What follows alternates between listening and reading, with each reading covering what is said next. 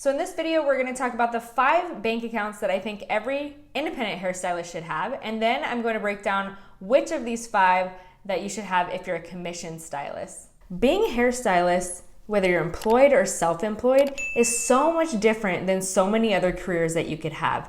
You know, we have to worry on a day-to-day basis how much money we're going to bring in for the month. A lot of times when you're a commissioned stylist or even an independent stylist, it could become very consistent because over time you build a clientele and you start to be able to count on how much you're going to be able to make a month.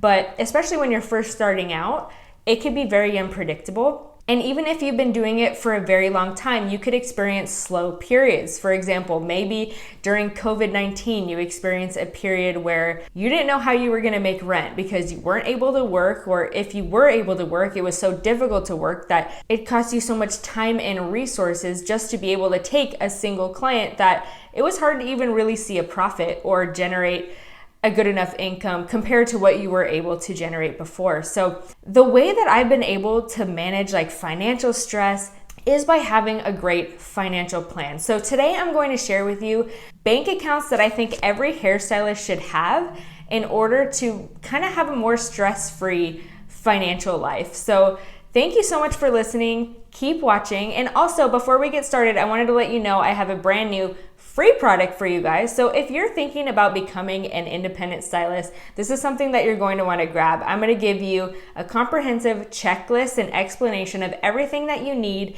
in order to open your salon suite or your chair within 10 days. So go ahead and check that out. It's going to be in the link in the description. So the purpose of having multiple bank accounts is to allocate money, all of the money that you bring in, to different places and having a specific plan for the dollars that you bring in so that you're not just, spending the money willy-nilly. You have a plan for exactly which money is going to be allocated for different things. So, for example, let's say you want to spend money on education. You want to further your career. You want to invest in yourself so that you can, start making more money. Or there may be a time where you want to invest in a new tool, like a new blow dryer, a new flat iron, curling iron, and those things are very, very expensive. And you think, well, it's for the business. It's a tax write-off. I'm going to just go ahead and do it. But sometimes that's not always the best decision. And what really helps you make better decisions financially is being able to have a plan for every dollar you spend. So that is the reason behind having multiple bank accounts. I've always had multiple bank accounts so that I could just see a map of, okay, how much money am I allowed to spend on this? How much money am I allowed to spend on this? What do I have left over for savings? So let me go over the principles and ideas for things that you want to allocate money for, and then we'll go over the exact bank accounts that I suggest you could have. And it's going to look a little bit different for independent stylists versus commission-based stylists or stylists who work in a salon. The main thing that you want to work toward in order to have financial freedom and just a much less stressful financial life is you want to work toward making the majority of your income go towards savings and the minority of your income go towards spending. So this can be really, really difficult, but all you have to do is start small. So start by saving little by little. Your expenses are crazy. You have so many things to pay for. Just start by trying to save a little bit every single month. Even if it's $5, just start somewhere. That's my biggest recommendation. But eventually, if you start budgeting and planning, you will be able to save more money than you're spending. And that is the ultimate goal. So that's the main principle that I want you to be thinking about when we are setting up these bank accounts, okay? So you want to eventually get to the place where you're saving more money than you're spending, because that's what's gonna allow you to get through financial hard times, get through uncertain times, and make sure that you're always able to reinvest back in your business if you're having a slow period or if the economy does something crazy. Now, you'll never be able to prevent disaster completely, but this is the smartest way to set up your financial planning so that it doesn't always have to be a disaster every single time something happens. The first one is going to be a checking account, and that's where all of your revenue is going to go into. So you don't spend any of this money, it's just your holding account for all of your revenues. So if you made $600 one week, it all goes into the revenue account. Then the second account that you're going to have is your expenses account. And this is the money that you're going to allocate in order to pay for all of your expenses. So if you're an independent hairstylist, that means you need to pay for rent, you need to pay for product, you need to pay for color, new equipment. And we want to focus this account to more regular expenses. So if you're buying big investments, we're not going to use the expenses account for that. We're going to use another account for that. And that brings me to my third account. So this one is going to be a savings account. So you have your revenue account, you have your expenses account, and then you have your large purchases account. So that's what I call mine. And that's where I just do a lot of savings so that I could spend things on a new heat lamp or something. Maybe it costs a few $100s, like something that's just a little bit more substantial than your everyday expenses that you have. So you got your revenue, your expenses account, and then your large purchases account. And you don't want to touch that unless you are using it specifically for those bigger investments. And this is also going to tell you how much money you have to spend. Like if there's a new color class that you want to take and it's $600, but you have $300 in this account, it's just going to encourage you to wait a little bit longer. So you could see how having these different accounts is going to help you make better decisions so that you're not just spending money because it's right in front of you and it's so exciting. It just kind of helps you step back a little bit and think about, okay, is this something that I need right now? Or can I maybe wait a few weeks while the money racks up in this account and then spend it on something that I really, really want? And then the next account that I think that you should have is another savings account for emergencies. So if there's slow times in the salon, if there's times where you're unexplained why you don't have a lot of clients, or there's a crazy thing that happens in the economy, you want to have a little bit of reserve to kind of get you through those times. Also, you want to get yourself through times where maybe you want to take a vacation or something and you just want to pay yourself for a few weeks. You can use that account for that as well. So it's just kind of your holding reserve for in case of emergencies or in case of times where you don't want to work. So that's basically what that account is for. And then if you're an independent stylist, you're gonna have one more account, and that's to set aside money for taxes. So taxes can be a lot less stressful when you're out on your own if you just allocate money toward it every single month. And there's a book that helps with this so much. It's called Profit First. So I love this book. I've always been really into just like managing my finances and just knowing where every single dollar is going.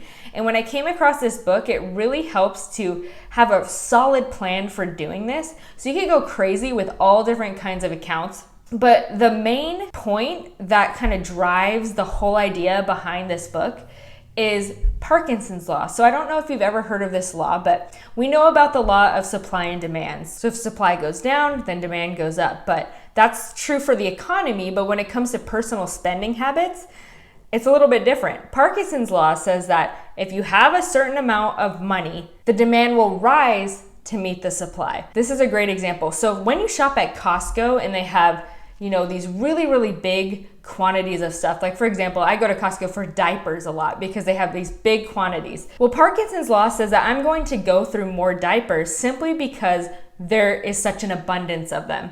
So if I had less diapers, I would go through less diapers.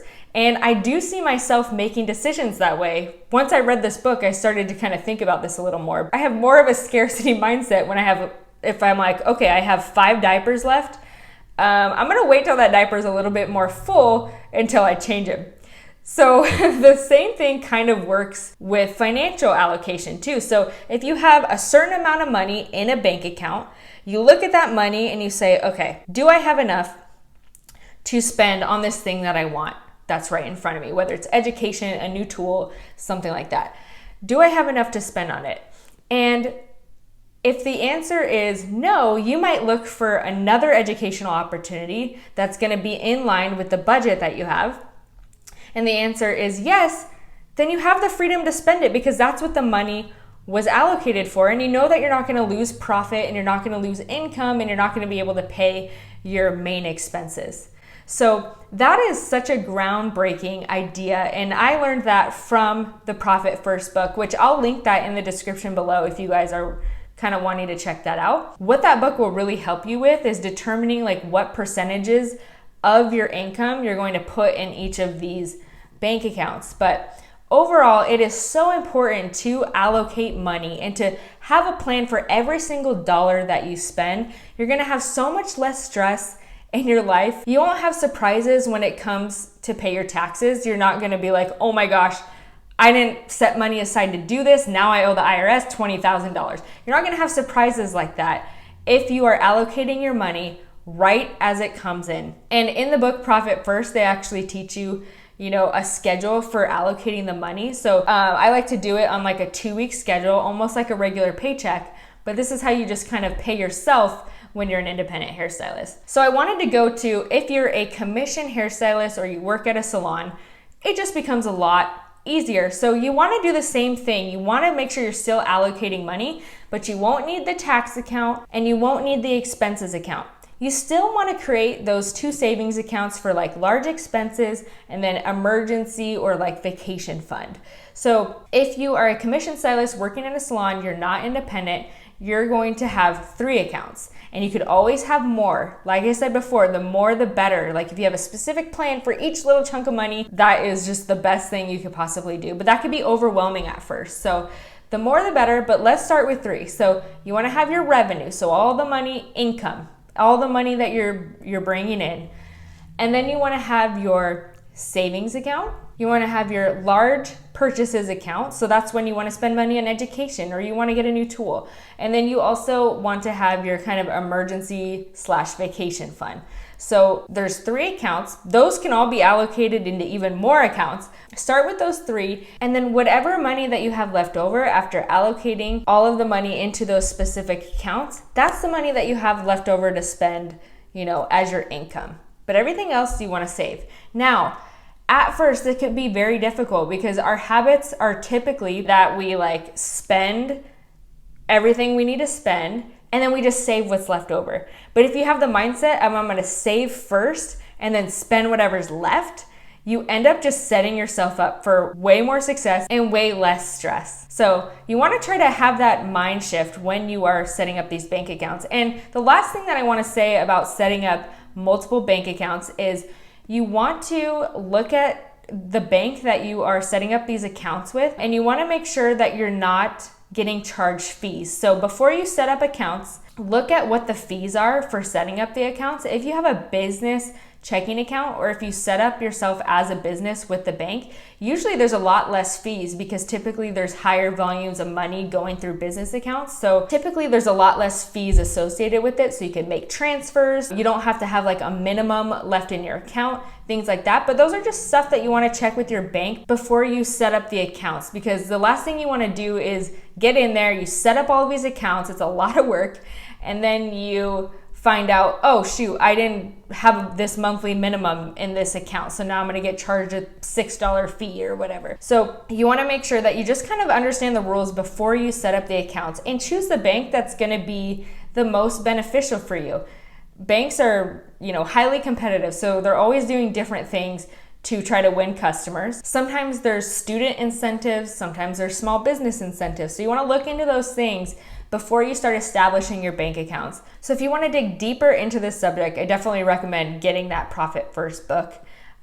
It's fantastic. I'll link that in the description. And remember, again, I also have that free resource for you if you're thinking about becoming an independent hairstylist and you're overwhelmed by everything that has to get done. I'm gonna kind of break down for you what you need to be able to open in 10 days. So that's a free resource that I have for you.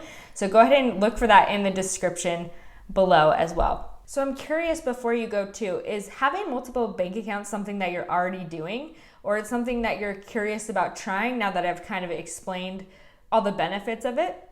I'd love to know, maybe you're a Dave Ramsey fan. He's a huge fan of allocating money and having buckets of money and things like that. I'd love to know what your thoughts are. If you've been doing this in the past, or if you're inspired to kind of do this even better, let me know in the comments. And if you have any questions about how I do things, let me know in the comments as well. I'm happy to get in there and answer them for you. I want to thank you guys so much for watching this video. My name is Lauren, and if you like this video, make sure you share it with a friend, comment, subscribe to this channel, hit the notification bell, that way you don't miss any future videos, and make sure to check out those links in the description for more resources. Thank you guys so much. My name's Lauren, and I will see you in the next video.